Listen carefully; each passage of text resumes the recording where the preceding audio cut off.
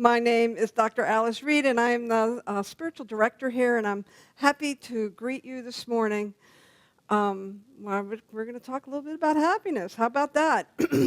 I have to admit, when I saw the talk title about happiness, I thought, that's going to be a reach. Not really, but I think, there's a lot of concern, right now. No matter who you are, no matter who you voted for, there's a lot of concern. There's a lot of shift. There's a lot of change happening. And I want to invite you to embrace change.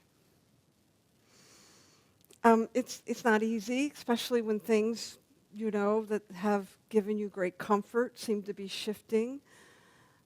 But, there was somebody wise once said that the only thing permanent is change. And so we are moving through a lot of change right now. And so coming to a center like this, where we can get grounded and get clear so that we know how to walk through this change is really everything. It's how I'm navigating by using the philosophy and the principles of this teaching. And this month, we have this this talk theme of radical interconnectedness. Radical interconnectedness.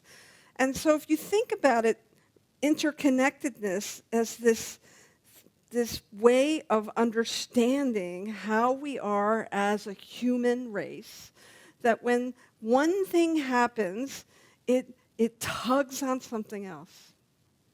We cannot be awake and alive in this society of ours without impacting someone else. Even if you're isolate and you spend a lot of time at home, like you're gonna go grocery shopping, right? You're gonna buy eggs, no matter how much they are. You are. Well, maybe you don't buy eggs. I know people who don't eat eggs. It's an option. But my point is that we are deeply interconnected. And as we accept that, as we understand that, it makes it imperative that we give each other a lot of grace as we are navigating whatever we're navigating. We don't know what somebody's going through. We don't know what how another person is feeling or holding something. We don't know if somebody just lost their job or is getting married tomorrow or something in between. We don't know that about each other until we inquire, until we check in with each other. And so this idea of radical interconnection all month is an opportunity for us to really dive deep into the idea of being mindful. And we're borrowing from Thich Nhat Hanh all month. I can't think of a more perfect way shower or master to navigate these times that we're in than Thich Nhat Hanh. He not only did he embrace the beautiful tenets of Buddhism and Zen, but he also understood how he impacted the world around him, and he would walk out into the world in a way that was mindful. He didn't just sit on his cushion and meditate. He interacted with life. And so Thich Nhat Hanh is guiding us as we look at this topic. There's much about this philosophy that we study we call it a science. And yet there's so much of it that is also an art. And we can really plumb the power of this philosophy when we find that intersection between art and science. The science of it is how we use our mindfulness and our spiritual mind treatment, our affirmative prayer, our meditation, the practice that we have. That's the science of it. But it's also an art. How do we approach our meditation? How do we approach our spiritual practice? And so combining the two is where we will find our groundedness, no matter what's going on. There's a wonderful quote from the person who put this topic together. Louise Talon is a practitioner out of Lexington, Kentucky, and she writes, "Once we embrace the power that we are interconnected with all that is, we begin looking at the ways in which we believe we're not enough." And so hence the talk title this week, I Am Enough, and that idea of being enough leads us to happiness. So this month we're exploring interbeingness, happiness, mindfulness, and compassionate action. And last week, Reverend Karen expertly covered interbeingness. She talked about that idea of oneness, how there is no private good and there is no private pain, that when people are suffering or having an experience of pain, or if something is really working for them, like that affects the concentric circles of influence that you have around you, that we are all connected, and that really, I guess the word I want to use, that really does talk about this principle of oneness that we teach in this philosophy, that there is a power and a presence that expresses itself from that one infinite reality, but then it individuates itself. I think last count was 8 billion individuations of human beings. You know, we're moving through a season here of change in our own community, and just with 70 or 80 individuations of individuals. I mean, I'm sort of like, I've got information coming from here and here and here, so as we look at the status of our building and where we're going to land. And so I can't imagine navigating 8 billion people. The thing that I've noticed, this whole idea of being enough and understanding that we are enough, it's not enough. It's not enough to just say I'm enough. We have to unearth those places within us where we don't believe that. I think that sometimes when we talk about this idea of the one infinite reality and oneness and suffering, sometimes it's easier to navigate what we see in the world as pain or discomfort by shielding ourselves and dehumanizing each other. Instead of Alice is going through whatever Alice is going through, some kind of big bill or some health issue, instead of that, we'll put people in a group, right? We'll put people in a group and we'll talk about them as them. And then it doesn't have to be so personal. We don't have to actually feel the suffering if we can put them in a group and put them over there. And I see a lot of that in our culture. But if we're going to be mindful and intentional, our work is to, and in this philosophy, is to recognize when we engage in the belief of separation. I see the belief in separation, it's seductive, right? It's seductive. It's easy to ameliorate the pain that I might be seeing out there if I can separate myself from it. It's an addiction in our culture to separate ourselves from the things that we don't want to experience. And I'm not trying to shame anybody. It's human nature, right? It's how we protect ourselves. It's how we stay okay when things are not okay. We find that safety. And yet, if we were going to look at this idea of being enough, we have to be able to be willing to look at what's going on in here. This whole topic of happiness has to do with the fact that true happiness comes from a deep sense of centeredness and wholeness within ourselves. I mean, there's lots of things that I can do to make me happy for a moment. For that, when I'm eating that chocolate pie. I feel the yumminess of whatever it is that's coming across my taste buds. But when we're talking about happiness from a place, from the more of a Eastern perspective, we're really talking about that innate happiness of really knowing that we're enough.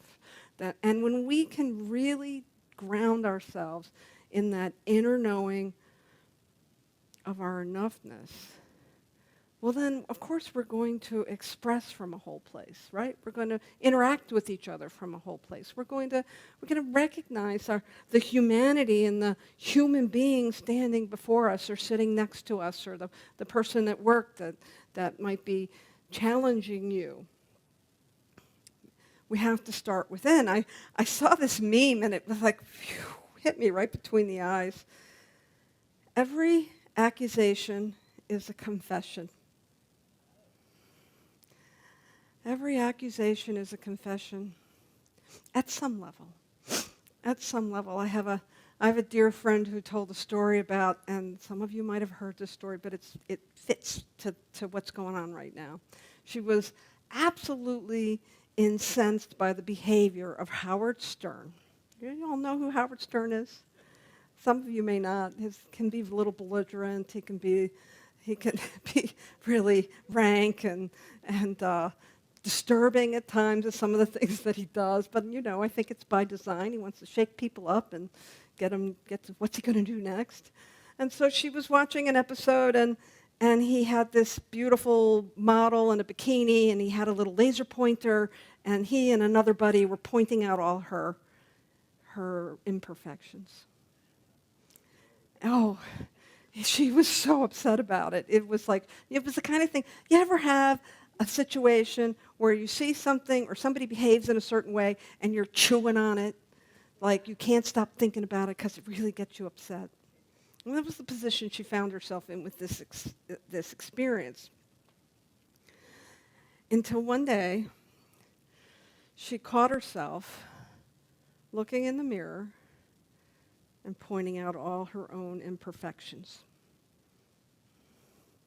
And it was like the separation. So Howard was over here, Lori was over here, and suddenly they were one.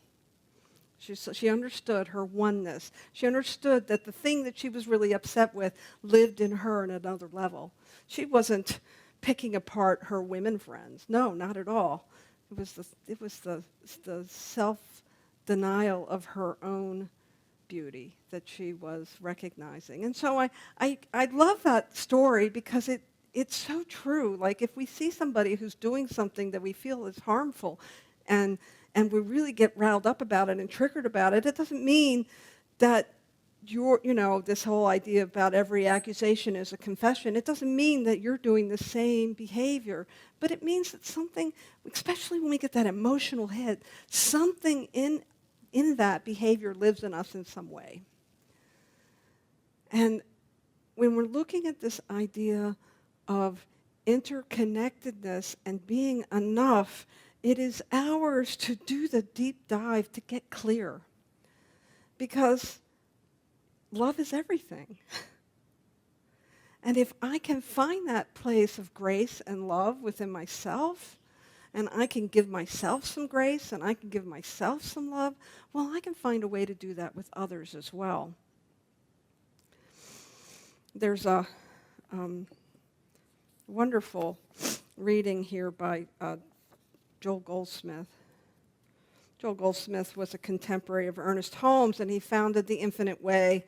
And in his book, Practicing the Presence, he writes that this is the Master's transcendental teaching, and he's really referring to that idea of the Christ consciousness within that we draw upon.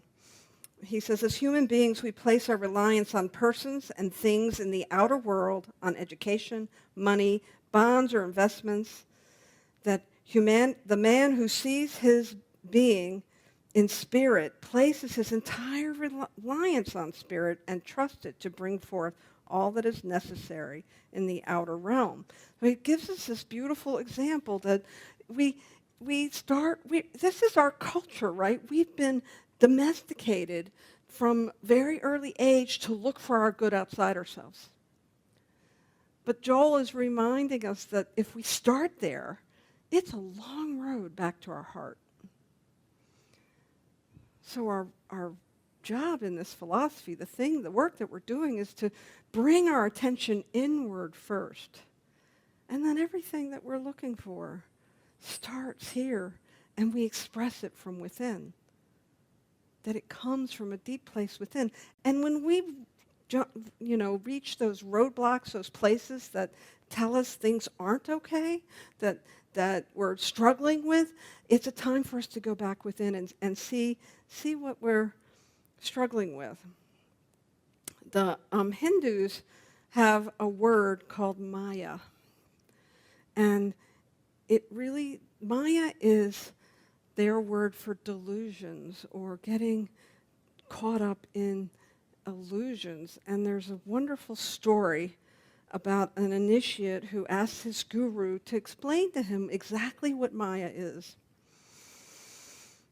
The guru thought for a minute, and then he got up, and he walked over to a tree, and he put his arms around it, and he started screaming, "Let go! Let go! Let go of me!" And he continued to do that, and the initiate was like, "What the heck is wrong with this guy?" But he was, he revered his teacher, so he watched for a moment, trying to figure out what was going on, and finally he interrupted him. He said, "Oh, Sensei, with deep respect, the tree is not holding on to you. You are holding on to it." And the guru turned to him and said, "And this is Maya. We attach ourselves to things, and then we blame the things that we are attached to for our attachment to them." When I read that story this week, I thought, that is exactly what's going on with all this information that is out there. We're getting so attached. And so there is a place for compassionate action. There is a place for, dipping into deep care for one another. And we start by recognizing our own attachment, going within, making sure that we're clear about our own selves and our own wholeness. And then we dive into compassion. And what I can guarantee you is when we drop into that whole self within ourselves, when we drop into that place where we are enough, any action we take is holy and pure. It's not raw. It's not all wrapped up in our attachment. When we get our attachment into it, it's like, I got to make you wrong, or you got to make me right, or I got to make you, we get into all of that ego stuff.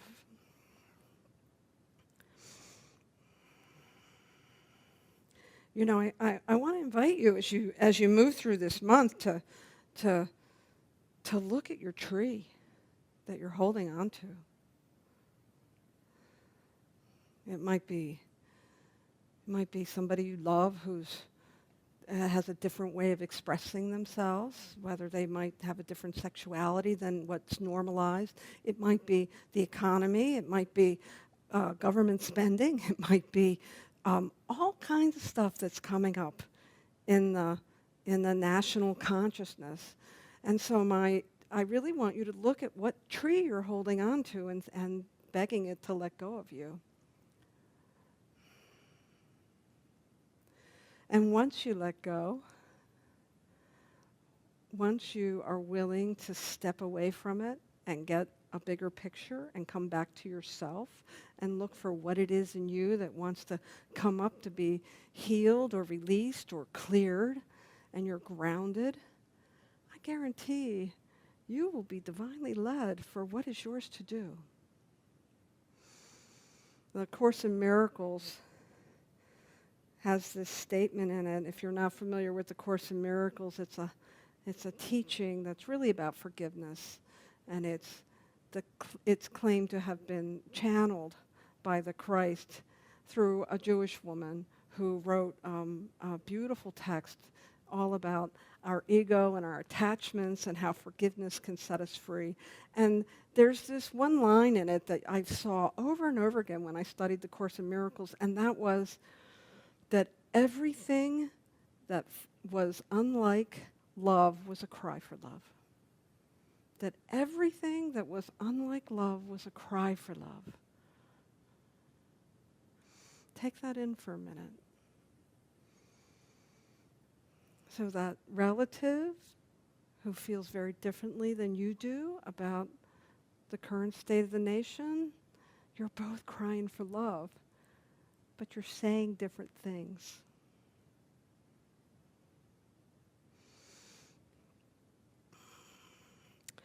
Our work in wanting to be happy and to experience happiness comes from a deep sense of self and wholeness.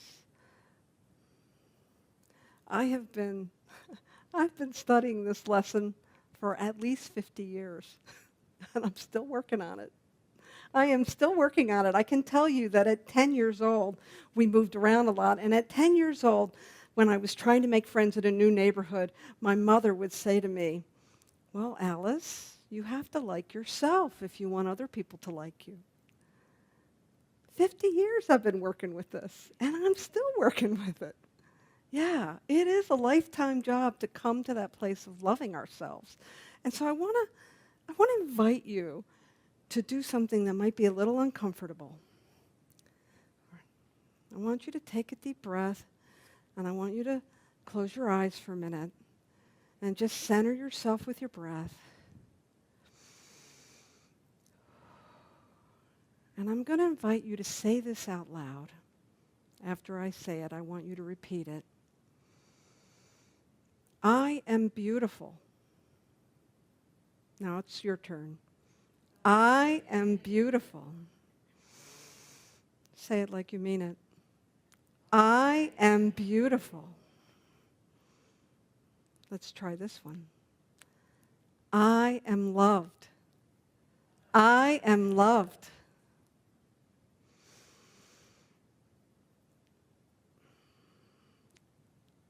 I am whole.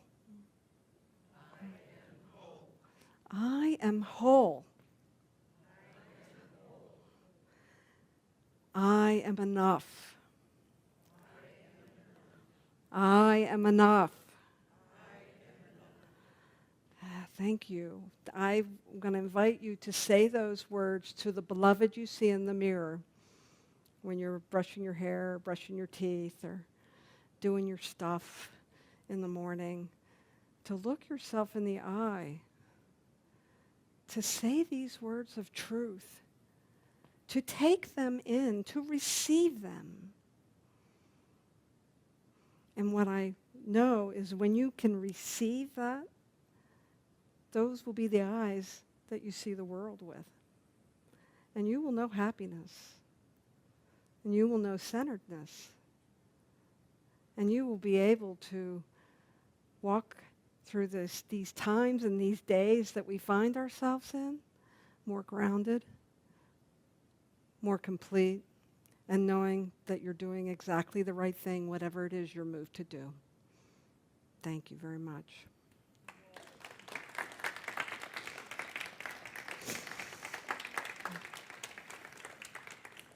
Now, I usually do a affirmative prayer of my own making, but today I want to share one from Dr. David Alt. He wrote this for our movement, and I was very moved by it, and I want to share it with you. So join me as I speak these words of prayer on behalf of David Alt. I allow the innate resuscitation of my inner wisdom to breathe me back into the rhythm of first cause. Grace circulates and restores my awareness, lifting me from frenzied projections that once felt suffocating. I reawaken instantly inhaling timeless affirmation. I am loving awareness, guided by the map-making journal that forever walks me home. My capacity for peace extends without end. Life's fruitfulness shifts and transforms, revealing cycles of reciprocity, and I stand in awe at how this once was my ceiling is now my floor beneath me. Any dormant part of myself is reawakened by the kiss of hindsight, remembering that my existence thrives in the roots of creation. In this very hour, I surrender all concerns, demands, projects, and concepts that have attempted to impose mental turbulence upon me. I open myself to the whispers of the eternal. I open myself to witness the interconnectedness in all that I see. I open myself to receive the harvest in both expected and unexpected ways. And I open myself to release all attachments to concepts that have veiled my wisdom. Today, I breathe anew. Today, I am the I am in me, through me, and as me. And we anchor these profound words with gratitude as we surrender ourselves to them completely and say together, and so it is.